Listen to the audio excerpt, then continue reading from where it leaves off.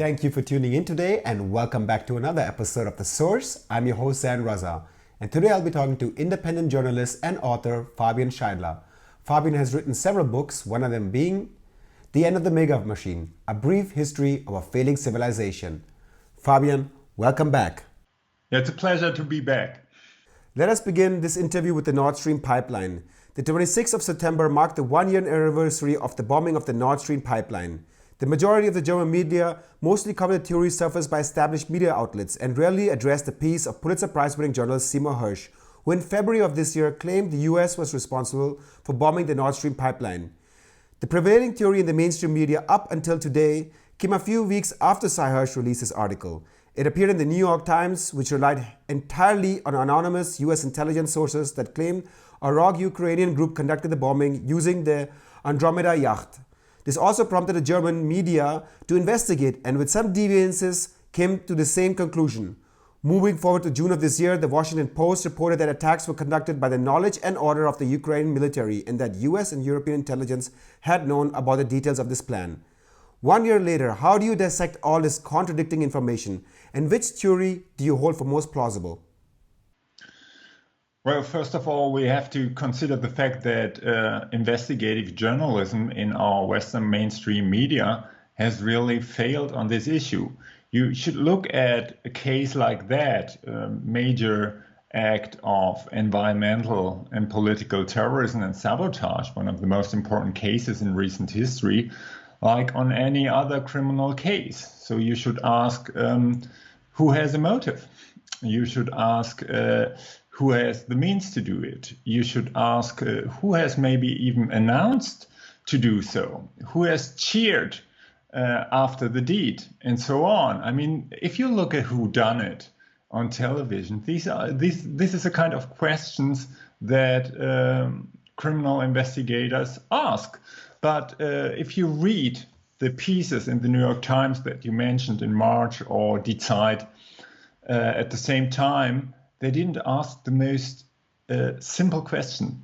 They didn't even mention Seymour Hersh. Now, Seymour Hersh is one of the most famous and best-known investigative journalists in the world. That's not a nobody. And they started to smear him on the grounds of saying that, well, maybe he was a great journalist 50 years ago when he covered My Lai, the massacres by the US military in Vietnam, which caused major outcry and other major stories for the New York Times and other outlets. But now he's an old man and maybe he's even a conspiracy theorist. And they resorted to some stories Hersh published later, like on Syria, where they claimed that he was wrong on Syria because Hersh had written an article about the gas attacks in Syria 10 years ago. And what he said in this article was basically that the terrorist organizations in Syria, the Islamist terrorist organizations, could have produced the gas themselves with the help of Turkey. He didn't say that Assad couldn't have done it, but some of the media turned the story around to say he claimed that Assad couldn't have been guilty. So these kinds of smear campaigns started to discredit the story by Hersh. Now, Hersh has only one anonymous source. And so, but he has worked like that for half a century, and all of his stories turned out to be true in the end. So he has a good credit. What kind of credit does the New York Times have? I mean, they disinformed us about the weapons of mass destruction in Iraq in 2003, contributing to this war with 1 million dead. And so the New York Times doesn't have a great credit in telling us the truth when it comes to foreign policy. Now, that doesn't mean that I say her story must be true, but I think he has a credit that it should be investigated thoroughly. Has this happened? No, it didn't happen. He is rarely mentioned in the mainstream media. And now also the timing is interesting. The New York Times and Decide came up with that other story about that sailboat and the Ukrainian involvement a couple of weeks after Hersh's article made publicity and headlines around the world. The interview I did with him was published in China, India, Latin America, all over the world. And so they really needed another story. So, and if you look at the details of what the New York Times and Die Zeit wrote, it's very unlikely that a sailboat like that could have carried out a military operation with at least half a ton of military explosives. You need a decompression chamber to do things like that in 80 meters depth. It couldn't have been on the boat. It's too small. There are many other details. Then there's a detail that no reporter of Die Zeit or the Spiegel or the New York Times or the Washington Post has ever investigated, and that is the fact that they have this trace of explosive on a kitchen table on this yacht, which German prosecutors said they have found in January. And Die Zeit claimed at the time that, well, they probably didn't have the time to clean up the table. Well, now you need 2 days from the Bornholm, where the explosions took place, to the harbor in Rostock, and no time to clean up the table. I mean, if these alleged 6 people on this sailboat should have carried out such a complex military operations, they should be professional enough to clean up a table. I mean, this is really ridiculous. And what is even more amazing is that our investigative journalists don't even ask these simple questions. That's amazing. So what can we say 1 year after the deed, after the explosions? The case is still unresolved. And there are a number of questions. Remember, President Biden in February 2022, before the Russian invasion of Ukraine started, declared in the White House in a press conference with Olaf Scholz standing next to him, we will end this pipeline if Russia invades Ukraine. And then he was asked again by a German reporter, well, how can you do that? It's German and Russian infrastructure. And he smiled and said, you will see, we will be able to do that. Now, Scholz was standing next to him, saying nothing. Later on in the press conference, Scholz was asked, concerning Nord Stream, what do you think? And Scholz didn't reply directly to the Nord Stream case, but he said, well, we are united in everything we do. We decide everything together. So there are a number of questions. If that was really an announcement that the US will take out the pipeline, which it apparently was, it was very blunt, very obvious, then what did Scholz know at the time? Was he briefed? Hirsch says that according to some of his CIA sources, they assumed that Scholz knew what they were going to do. Now, this is a serious case about the German chancellor, because if he knew that they would blow up the pipeline, he should have acted to protect the German citizens. I mean, a German chancellor has an oath to keep the German people safe. So he would have acted against his oath if he would have allowed German infrastructure to be destroyed. So there are a lot of questions, a lot of open questions, and I think we should continue to investigate this story. We should continue to investigate all kinds of theories, also the sailboat. We should also follow up the sailboat story, because if it was cover-up operations, which many journalists think it was, like for example, Jeremy Scahill, the co-founder of The Intercept, he ran a piece a couple of months ago in which he said that normally when you plan a covert operation, blow up things, you also have some kind of red herring, some kinds of fake story around it to distract people from the real story. So we don't know if that was the case, but it's possible, and we should investigate this. Unfortunately, our big media have failed so far to do so. I would like to sidetrack a bit and get your assessment on a recent incident that took place on the 22nd of September in Canada.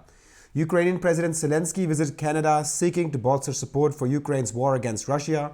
Following his speech in the House of Commons, 98-year-old Yaroslav Hunka was introduced as a war hero, and Canadian politicians, including the Canadian Prime Minister Justin Trudeau, as well as Zelensky, gave a standing ovation to him.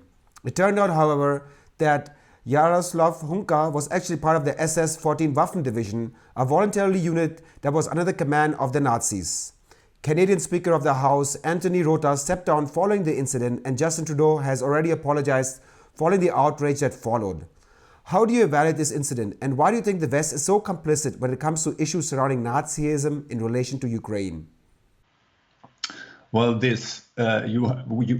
everyone who watches your show should also watch the scenes in the Canadian Parliament. It's really incredible.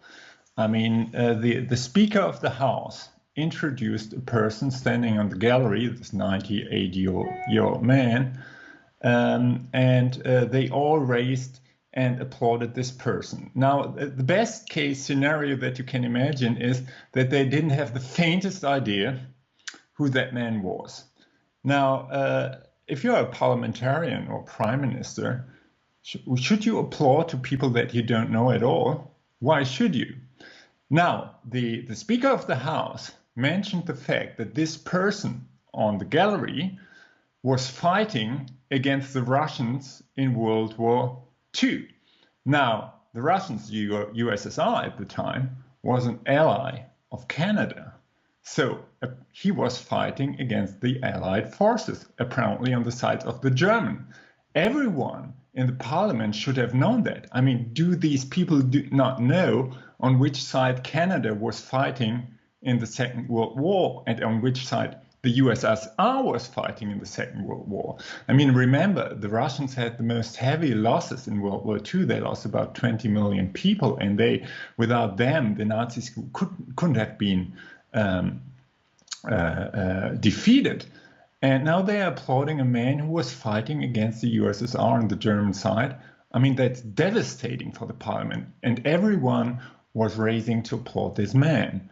So even if they didn't know that he was from the Waffen-SS, this is a complete, it's not only an embarrassment, it's really,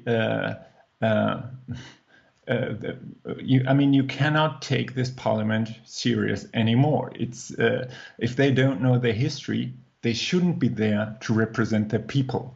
Every person that you would recruit by chance would have more knowledge about Canadian history than these people. So it's a question about our democracies. Who is representing the Canadian people? Now, if you go further, you will see that it's not really plausible that no one knew who this person is. For example, there was the highest general of the Canadian forces in the audience. He was applauding as well. And he hasn't apologized, by the way. He was asked by the Simon Wiesenthal Center for Holocaust Studies, one of the most renowned institutions on that in the world, to apologize. Others have also asked to apologize. He didn't apologize for applauding this Nazi. Now we have to know that the Canadian military has trained extreme right-wing or even Nazi battalions, military forces, in Ukraine after the Maidan coup in 2014. And many voices, including already the Simon Wiesenthal Center, said you shouldn't train Nazi battalions like the infamed Azov battalion. But the Canadian military continued to fund and to train these people. So there is a connection. And it's quite impossible that this general, I think his name was Wayne Eyre, the chief of the defense staff of Canada, didn't know anything about this story. And so now, of course, after the incident, they tried to cover it up. And what is really remarkable is the way that Justin Trudeau, in his first remarks after the incident, tried to blame Russia for all of this. He said, well, it's an embarrassment for the Canadian people. He didn't say it's an embarrassment for me. He said the Canadian people didn't have anything to do with it. It was the parliament and him and his general and Zelensky and all the rest of them.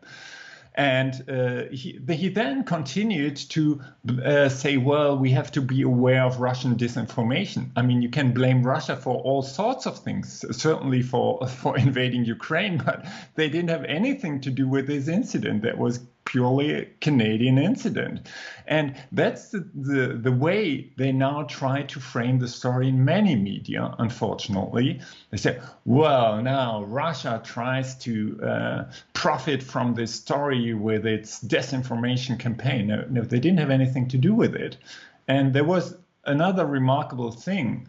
The magazine Politico ran an article after all this scandal, which really went viral across the world, and saying that, well, look, not every SS unit is the same. Waffen-SS shouldn't be regarded as the worst of them. They were not all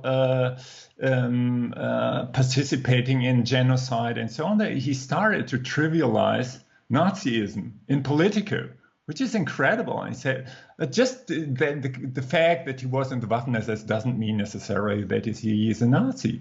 So what are we going to trivialize the Nazis now in this kind of blind subordination to an American neocon narrative that we should go along with all kinds of forces to counter the Russians in Ukraine? And we have to, and this is not a single case, the support or even the cheering of Nazis. Let's go back to 2014, the Maidan uprising and what some call, I think rightfully, coup d'etat, because an elected government was overthrown. In those days, a new government was installed, which was the favored government that the US wanted. We have this leak of Victoria Fuck the EU Newland, leaked telephone call with the American ambassador in Ukraine, and they were talking about which kind of government they would like to have after the coup. And they wanted to have Yatsenyuk, and he really became the prime minister. And in his first government, there was also a party involved in the coalition government called the Svoboda Party, which is a full-fledged neo-Nazi party. And 3 or 4 of the ministers in this first government were Nazis. They were part of the Svoboda Party. Now, all Western governments collaborated with them. The German president went to Ukraine, and there are photos with all these ministers and so on. So there was very little critical reporting on the fact that the new government of Ukraine has a coalition with a Nazi party. And this is not to say, I mean, there is certainly a Nazi problem in Ukraine. At the time in 2014 and today. That is not to say that the invasion of Ukraine was justified, as Putin claimed. We have to clean up this Nazi mess in Ukraine. That's not a justification to invade the country, but there's certainly a Nazi problem, and there's certainly a problem with the West turning at least a blind eye to those Nazi forces or even collaborating with them. I want to shift gears here and talk about politics in Germany. The Greens promised a values-led foreign policy. It would be, quote, feminist and human rights-based, unquote. When it came to Assange, the now Foreign Minister Annalena Baerbock of the Greens during the elections even demanded the immediate release of WikiLeaks founder Julian Assange and spoke of serious violations of the European Convention on Human Rights. Now we see that Germany does not even attempt to act as a peace broker in Ukraine and completely excludes negotiations and diplomacy as an option. When it comes to the climate, Germany imports liquefied natural gas from the US and opened a number of terminals in northern Germany despite the opposition of the tourism industry or conservationists and environmental groups. When it comes to Assange, Baerbock has not made it a priority and applied no substantial pressure as of yet. How do you assess this change in the Green Party, and what reasons do you think are driving this? I mean, this is maybe the most hypocrite government that we ever had, and we had a lot of hypocrite governments in Germany, and the Green Party especially. First thing to say is that the job description of a Minister of Foreign Affairs is to be the chief diplomat. Now, if you refuse diplomacy, you refuse to do your job. It's your job to engage in diplomacy. Now, they claim that they have a value-based foreign policy. whichever values they mean. Now, which values do they stand for when it comes to Ukraine? I mean, the first human right is the right to live. And it's also enshrined in the German constitution, for example. Now we see that this is a war of attrition. It's a stalemate. It's a new Verdun, even if we go on like that. And that means that tens, even hundreds of thousands of people could be sacrificed for a senseless war to shift the border some kilometers to the east or the west. Now, is it value-based to say that we will go on with that war forever, no matter how many people die, no matter how Ukraine will be devastated? The German sociologist Max Weber in the late 19th century, he made a distinction between ethics based on just claiming values and an ethics based on the results that you want to see. If you just claim, well, we have these values no matter how many people die, I think it's not really a very sound ethics. Sound ethics is when you do things in the real world, whether you like the real world as it is or no, which result in saving, for example, human lives, in saving human sufferings. Does our foreign minister do that job? No, she doesn't. She just does what the neocons in Washington, D.C. tell her to do and to say. And she is not representing the German people. I mean, there are lots of polls which say that Germans are not in favor of ever more weapons. Majority is in favor of negotiations and so on. So she's not acting on behalf of the German population. And she's also not acting on behalf, as all this government is, of the German economy, for example, which is the only economy in OECD countries which is shrinking. And you could talk about the ecological limits to growth, and I've written a lot about it. I think we shouldn't go on with the economic growth forever, but the way they organize the shrinking of the German economy is neither in the interest of the German people nor in the interest of the climate or ecology. Because as you pointed out, while they are claiming to be champions of human rights and of ecology, they not only built this new LNG liquefied gas terminals to import US fracking gas, which is the most dirty gas that you can imagine, much dirtier than the Russian gas. Because when you have, with fracking, there are a lot of leaks, and you don't have only the methane, the emissions from burning the methane, but also the leaks. And methane is a gas much more powerful climate changer than CO2. So it's the most dirty energy source that you can imagine, and they're importing that. They are even building more LNG terminals than necessary. That's proven by a lot of studies now. They're building it in natural reserves and so on. So they are anti-eco, they are anti-climate in the way they handle the situation. And by the way, they have accepted that the German government is going to build 1,000 kilometers of new highways, new Autobahn in Germany, which is completely crazy in a time when the public transport is in a very bad state. The German rail system is almost collapsing. I experience that every week because I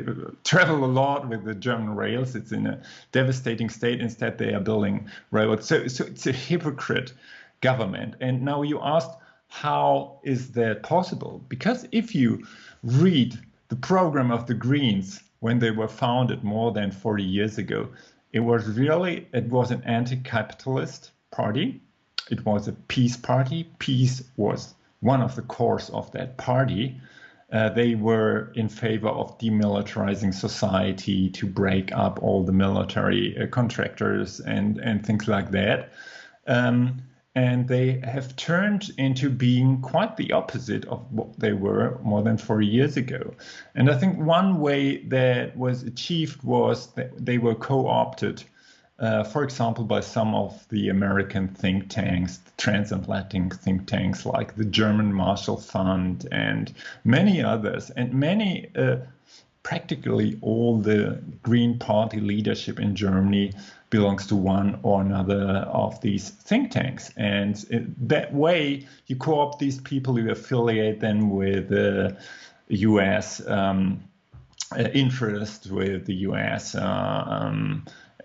personnel, and so on. And I think that they are so deeply embedded into these transatlantic networks that they don't even see what they are doing, and that they are not acting in the interest of either Germany or an ecological transition or whatever, and certainly not in the name of peace.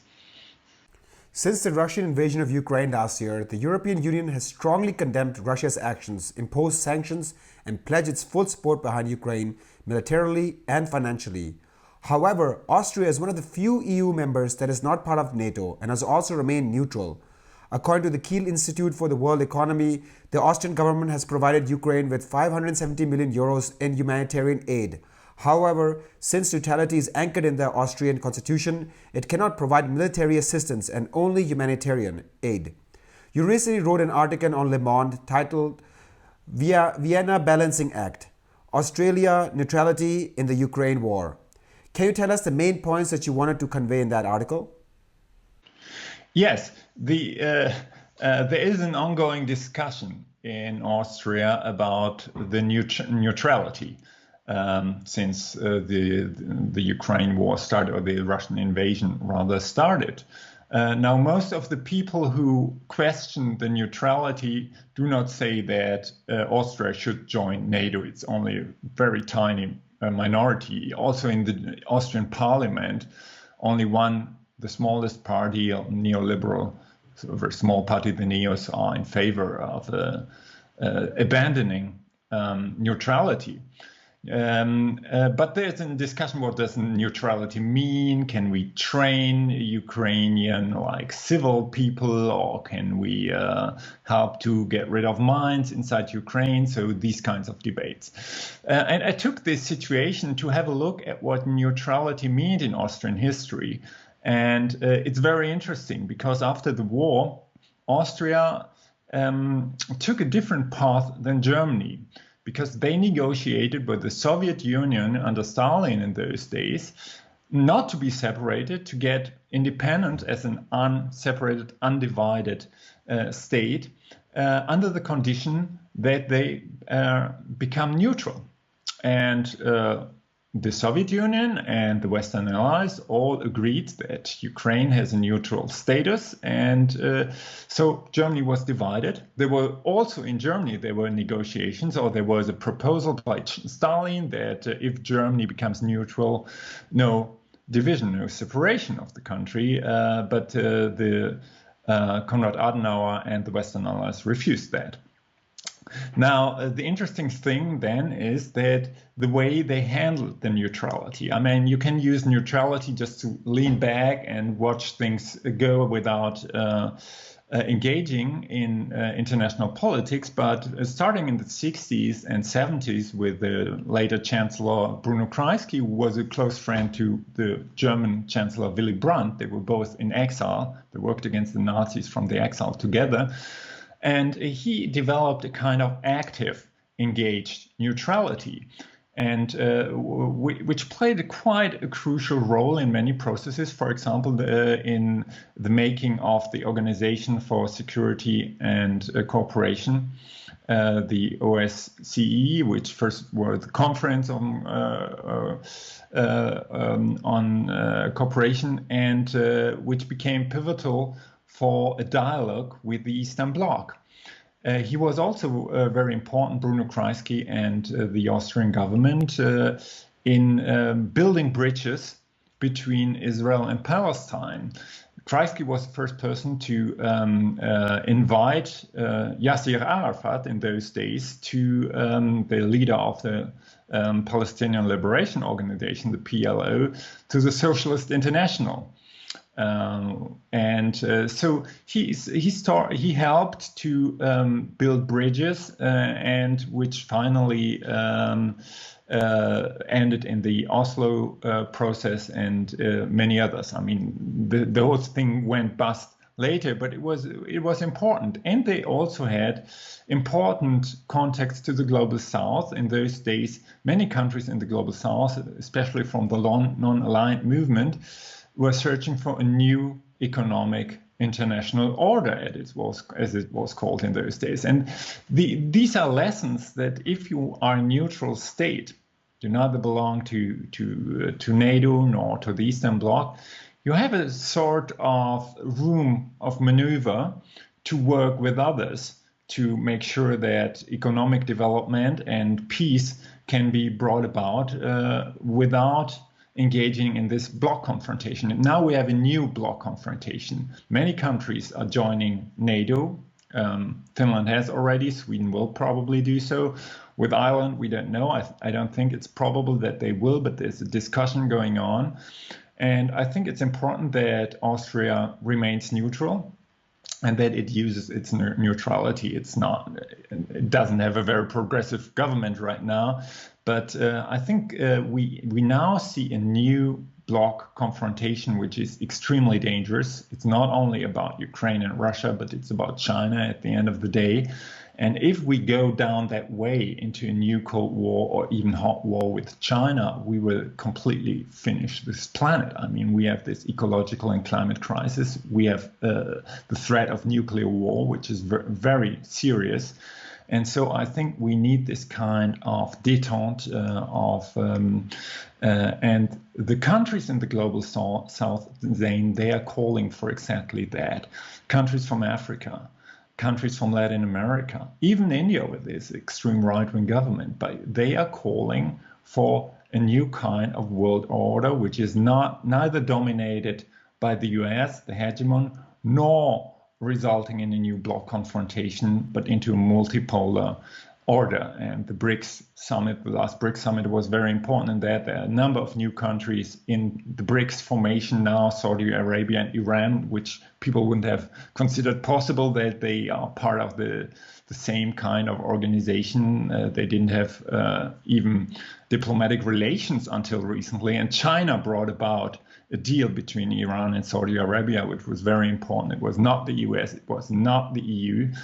And so we see that the world is changing dramatically, but the Western governments don't want to notice that. They want to stay in control, and this narrative that we have one evil enemy that we have to fight until the end serves this idea of Western hegemony. But the world has become different. The economic realities are different. The G7 are not representing neither the majority of the planet, it's just a tiny part of the population of the planet, nor are they representing the largest part of the economy. And so things are changing, and I do hope that we won't engage in this new bloc confrontation, and neutrality could be a part of that story. Fabian Scheidler, independent journalist and author, thank you for your insights and time. Thank you, Zen. Thank you for tuning in today. Please don't forget to join our alternative channels on Rumble, Telegram, and a podcast called Podbean. YouTube, which is owned by Google, can shadow ban and censor us at any time. So we're asking all of our viewers as a precaution to join these platforms as well, in case the worst case ever happens. And if you're watching our videos regularly, please make sure to donate a small amount. We're a small, independent, non-profit media organization that does not take any money from corporations or governments and don't even allow advertisement, all with the goal to provide you from information that is independent and free from external influence. We have 140,000 subscribers and only a few % donate to us on a regular basis. So if you're watching our videos regularly, make sure to donate today via PayPal, Patreon, or our bank account. You will find the links to these platforms in the description below. I'm your host, San Raza. See you all next time.